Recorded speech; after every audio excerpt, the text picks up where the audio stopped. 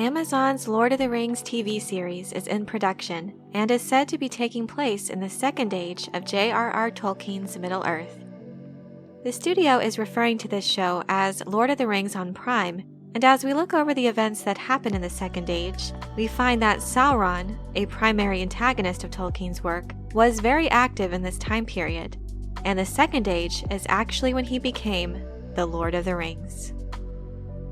In this video, I'd like to cover some of the established lore regarding Sauron's rise to power in the Second Age, and discuss a few events that we might very well see depicted in the new Amazon original series. At the dawn of the Second Age, Sauron is in hiding. In the previous age, he had served the wicked Valar Melkor, also known as Morgoth. Sauron was his greatest and most trusted servant, and was appointed as the commander of Morgoth's fortress of Angband. Interestingly, Sauron was enticed to serve Melkor out of a love for order, planning, and coordination, but his obsession with order slowly began to overshadow his affection for the other intelligent beings of Arda.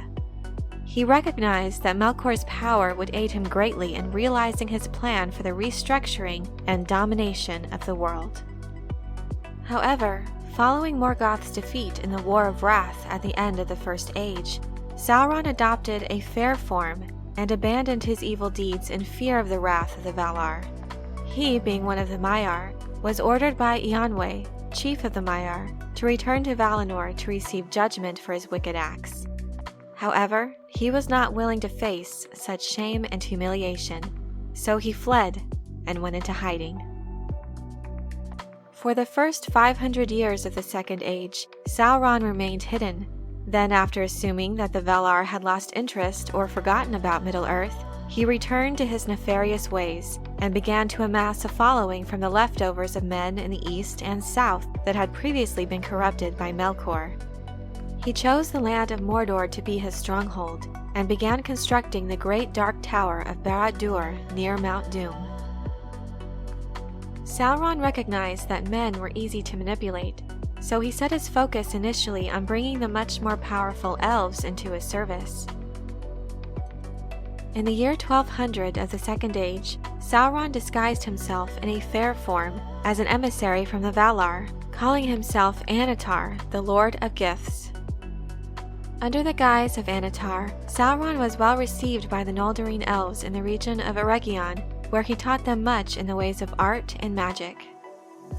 In the year 1500 of the Second Age, with Annatar's assistance, the elves began the forging of the Rings of Power, and 10 years after they had been completed, Sauron created the One Ring. His intent with creating the One Ring was not only to augment his own abilities, but also to be able to control the other Rings of Power. Sauron knew that the ring would need to contain an exceptional amount of power to accomplish this, so he concentrated within the ring a great part of his own soul and will.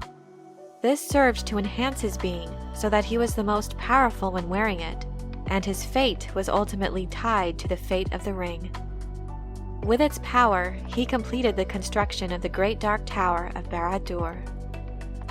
However, when Sauron first placed the ring on his finger, the elves sensed him and hid their rings, determined not to use them.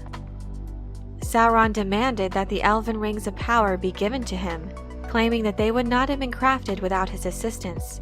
The elves refused, and Sauron, in an attempt to seize the rings by force, marshaled his armies consisting of orcs, trolls, and men from the east and south. During this time, he also constructed the Black Gate to fortify Mordor's defenses. In the year 1693 of the Second Age, the War of the Elves and Sauron began. Initially, Sauron had much success, conquering much of Eregion, which enabled him to take back the 9 rings that were kept there. He also captured Celebrimbor, the maker of the Elven Rings of Power, who he then tortured until he divulged the location of 7 other rings. However, Celebrimbor died before Sauron was able to learn what he had done with the 3 most powerful rings that had been hidden by the elves. As the elves were being pushed back, their dwarven allies fled into Moria, where Sauron could not reach them. The elves then called to the mighty men of Numenor for aid. The Numenorians responded in force, and together with the elves were able to drive Sauron back, though he was able to escape. This great war left the land of Arkelion almost completely decimated, and while the Numenorians worked to establish settlements in the northwestern parts of Middle-earth, Sauron continued to expand his influence and domination over the barbaric men of the east and south. Having failed to bring the elves under his control, he turned his attention to the mortal forces of Middle-earth. He distributed 9 rings of power to mortal men, 3 of which went to corrupted Numenorians, and 1 was given to an Easterling king. He also gave 7 rings to the dwarf lords. However, because of their hardy nature and natural resistance to domination, he was unable to control them. In time, the men who bore the 9 rings of power eventually faded and appeared as the fearsome ringwraiths beginning in the year 2251. Toward the end of the Second Age, Sauron, who had given himself the title Lord of the Earth, had amassed a force powerful enough to threaten domination over Middle-earth once again. This offended the Numenorians, who had grown quite prideful and had begun to fall into shadow themselves. In response to reports of Sauron's return to power, the men of the island of Numenor journeyed once again to Middle-earth with such great force that Sauron's armies fled from before them. In fact, they were able to march all the way to Mordor without a single battle. Realizing that he had no chance to defeat the mighty Numenorians, he once again assumed a fair form and surrendered, allowing himself to be taken prisoner. Sauron feigned displeasure with this development, but secretly he saw it as an opportunity to destroy the Numenorians from within. And so he did.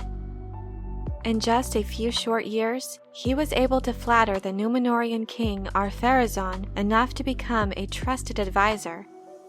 Sauron used the Numenorians' fear of death to persuade them into building a temple of worship to Melkor, who he falsely claimed had the power to rescue them from their mortality. Sauron was also able to convince the corrupted men of Numenor to rebel against the Valar and to attack Valinor itself, claiming that from this they would gain immortality.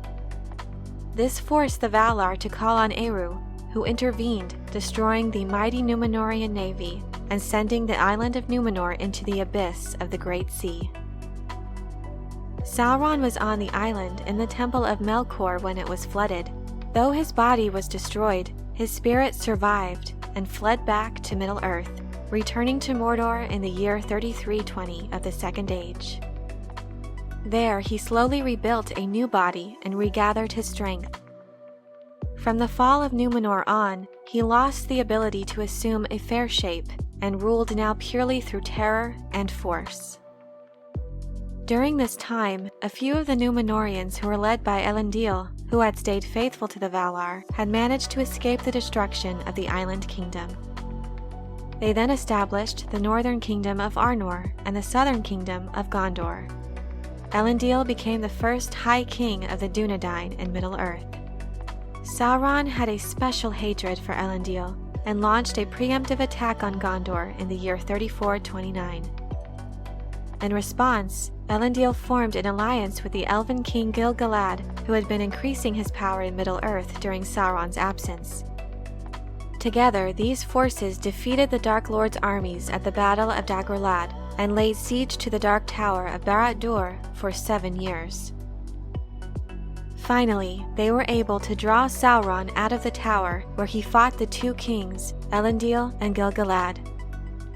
This is when Isildur, son of Elendil, took up his father's broken sword and liberated the One Ring from the Dark Lord's hand, thus defeating the Lord of the Rings and bringing an end to the Second Age.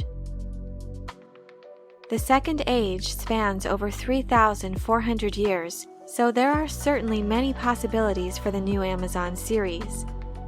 Throughout most of the Second Age, Sauron is very active, and with Amazon's selection of the hashtag Lord of the Rings on Prime as a title for the promotion of this show, it's hard to believe that Sauron won't be featured or at least shown somewhere in this new series.